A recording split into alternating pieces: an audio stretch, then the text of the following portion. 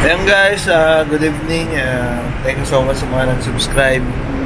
Yung mga hindi pa nakapag-subscribe dyan guys, subscribe na. And thank you so much guys.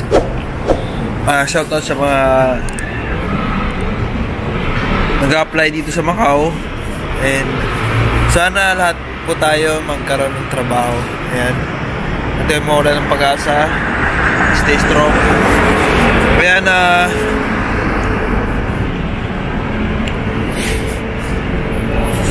ano kaya? To be honest guys, sa totoo lang, sa panahon ngayon dito sa Macau is mas maganda na lang mag-apply online. Online ka na lang. Yung wag ka nang lumabas. Excuse. Wag ka na lumabas. Wag ka na pumunta sa mga agency magpasa ng resume. Alam niyo kung bakit? Dito kasi sa Macau guys, sa panahon ngayon, may mga bayad na yung mga agency ngayon, 10-10. Magagastusan ka lang pag pumunta ka mismo sa agency. Magpapasa ka lang ng resume, kukunin lang resume nila, kukunin lang nila resume mo, tapos may experience guys, hindi ako nasisinungaling. Kukunin lang resume mo, tapos bibigay ka ng 10. Hindi mo alam, sasabihin siya, wait, hindi ka lang sa tawag namin or text, o di ka sigurado. Mas maganda na lang sa panahon niya mag-apply ka ng online. Mas sureball pa. Yung mga ganyan sa online, magpasa ka, 90% sureball.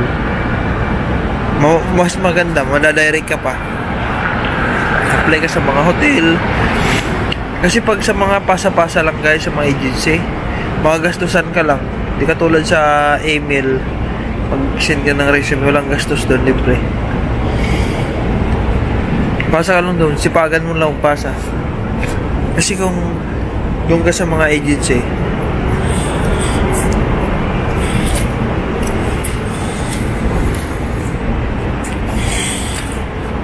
magastos guys.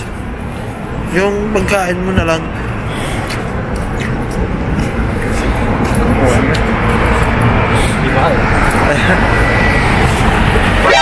NANI?! お前はもう死んでいる。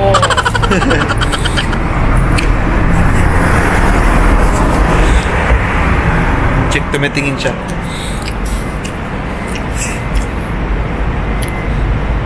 Ayan guys, mas maganda na lang magpasa ka na lang online.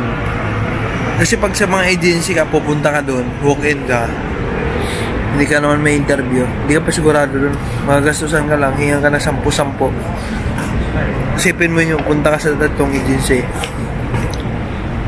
pupunta ka doon sa agency, magpapasa ka guys, ay grabe, 30 na yun kung mga 3 ka.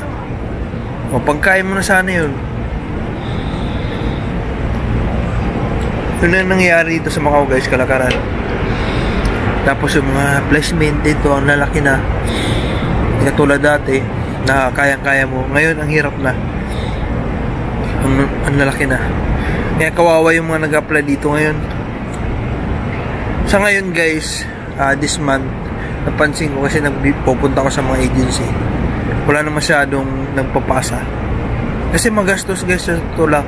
Mas pinili na nila ngayon mag-online. Online, sa email na lang. Yung mga kaibigan ko na kasama ko mag-apply, ano guys, online lang sila. Online lang sila na pasa ng resume. Ngayon, nag-aantay na lang sila ng quota, ng green chop, diba? Sinipagan lang nila yung magpasa ng resume doon sa online, sa email. Sipagan mo lang. Kasi pag talagang magagastusan kayo, maubusan ka ng allowance mo, wala ka ng trabaho, tapos magbabayad ka pa sa mga agency, wala na matitira sa'yo. Alam nyo guys, tuwang-tuwa yung mga agency ngayon kasi nagkakapera sila. Kasi uhulog ka, magbibigay ng resume, di ka pa sigurado nun, di mo alam kung saan nilagay, baka dinretso na sa basurahan. Isipin mo kung paano kung 10 tao yung magbigay sa kanilang resume sa isang araw, di may 100 sila, libre na sila pangkain. Yung pinapangkain nila, doon lang yun sa mga aplikante na Pilipino nagbibigay doon ng resume. 10 per head. Diba? Hirap. Dati kasi wala namang bayad yun ngayon. Hindi ko alam may bayad na. Pilipino din kasi nagsuggest yan. Pilipino din yung nagano. Lahat Pilipino din. Kaya ngayon Pilipino din nagsasuffer. Hirap. Tapos yung mga agent ngayon dito sa Macau, agent ng Pilipino, di na sila naawa doon sa Pilipino din na naghahanap ng trabaho. Isipin mo yun, wala ka ng trabaho, naghahanap ka ng trabaho, tapos pipiraan ka pa, lulukuhin ka pa, scamming ka pa. Hindi nila inisipin yung pera na kung saan galing yun.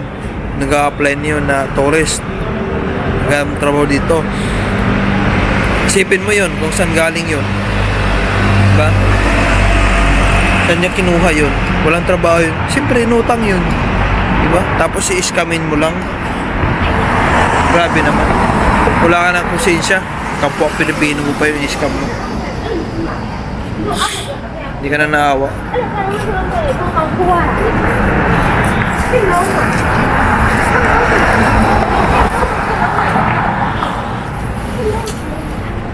Hindi ka na konsensya. Diba?